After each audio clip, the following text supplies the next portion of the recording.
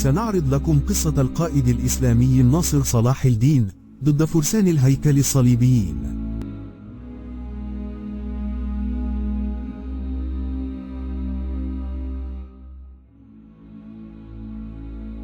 ما قصة فرسان الهيكل وما علاقتهم بالقدس؟ وكيف قاد 9 أشخاص أكبر جيش صليبي؟ وما قصتهم ضد صلاح الدين والحروب الثلاث؟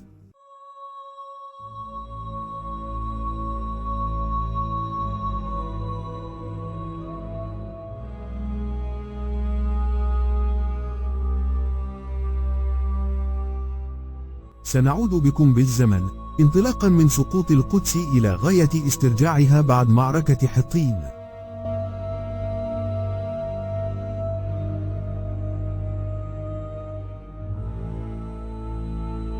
إنه العام الحزين، عام 1099 ميلادية، عندما سقطت القدس بيد الصليبيين، أي انتزعت القدس من الفاطميين على يد الصليبيين، وقتل إثر ذلك أكثر من 70,000 من المسلمين، وأسسوا بذلك مملكة أسموها أورشليم.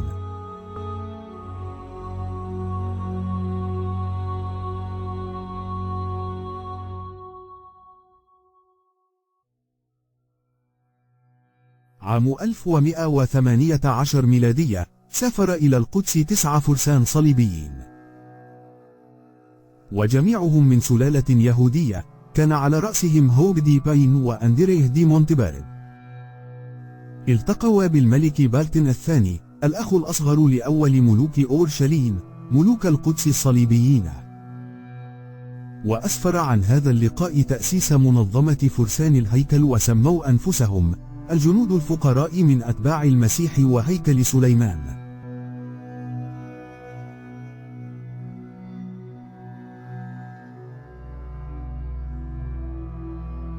وذلك بدعم وطلب مباشر من الفارس الفرنسي هيوغاس دي بانت.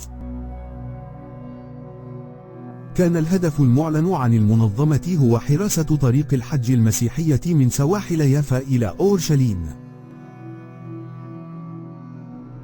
وحماية الحجاج المسيحيين القادمين من أوروبا من أي خطر أو تهديد. هذه الحجة لم تكن سوى كذبة وغطاء لأهدافهم الحقيقية.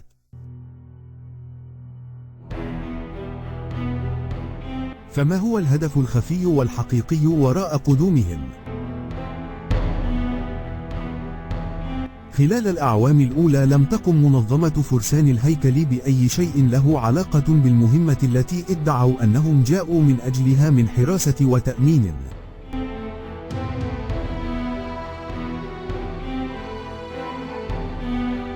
فهم كانوا منشغلين بالحفر، وذلك ما اكتشفه بعد ذلك البريطاني وارين في سنة 1867 ميلادية، أنفاق حفرها فرسان الهيكل تحت المسجد الأقصى.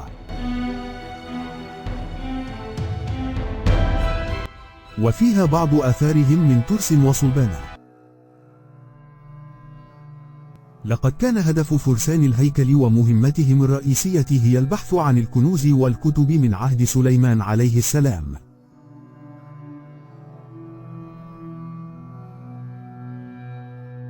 بعد انتهائهم من حفرياتهم وحصولهم على مبتغاهم،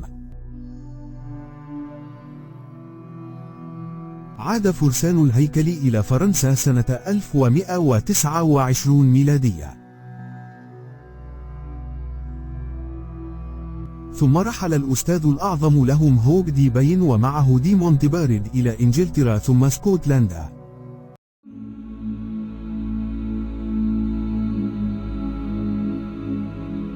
واقتطعوا لهم أرضا شاسعة أصبحت بعد ذلك مقر قيادة لهم وتنظيم عرف اليوم باسم الماسونية.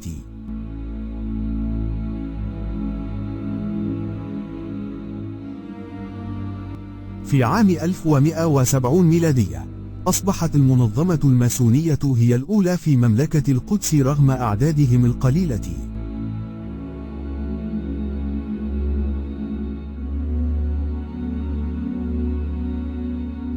ذلك أن فارس الهيكل يتصف بصفات لا تناظر أي جندي صليبي آخر، كالقوة البنيوية والتدريب العالي والتسليح الجيد، حتى أصبحوا يعرفون في أوروبا بالقوة التي لا تقهر.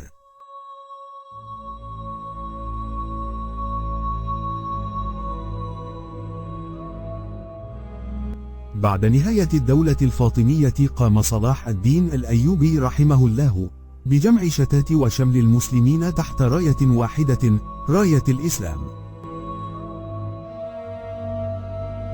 وبدأ بترتيب الصفوف وتأسيس الدولة الأيوبية عام 1174 ميلادية، التي كانت الشرارة الأولى لإعلاء لواء الدين الإسلامي بعد انكسار دام لأكثر من 100 عام.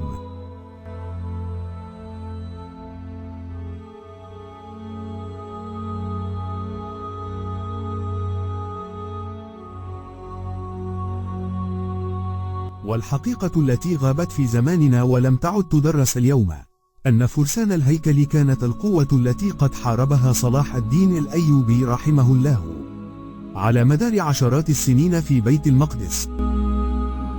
فقد كان على علم واسع أن فرسان الهيكل هم من كانوا يحكمون القدس تحت غطاء كنسي صليبي. سنة 1777 ميلادية خرج صلاح الدين من القاهرة مع 20,000 مقاتل وخيم في مدينة بلبيس المصرية، ثم توجه منها إلى الأجزاء الجنوبية لفلسطين، فنزل إلى مدينة عسقلان التي يحتلها الصليبيون وأخذها منهم بسهولة إلى أن وصل مشارف القدس. وعندما أحس ملك القدس بلدوين الرابع بظهور قوة المسلمين من جديد، قام بالتحرك مع فرسان الهيكل من مدينة غزة إلى مدينة عسقلان.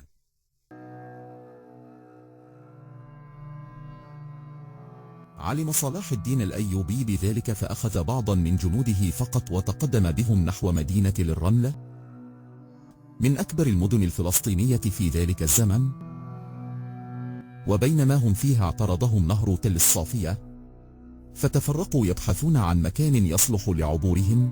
وبينما هم في هذه الحال، ظل الصليبيون يراقبون تحركاتهم، فانتهزوا الفرصة وهاجموهم من وراء ظهورهم بقيادة الأمير أرنط وملك القدس بلدوين الرابع. لم يكن مع صلاح الدين في تلك اللحظة سوى عدد قليل من أمرائه وجنوده.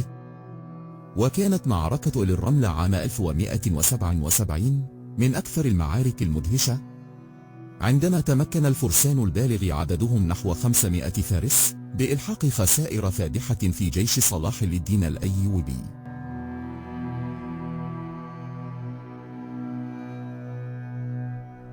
فأدرك صلاح الدين الأيوبي أن ليس أمامه سوى وحدة المسلمين لمواجهة الحملة الصليبية وفرسان الهيكل.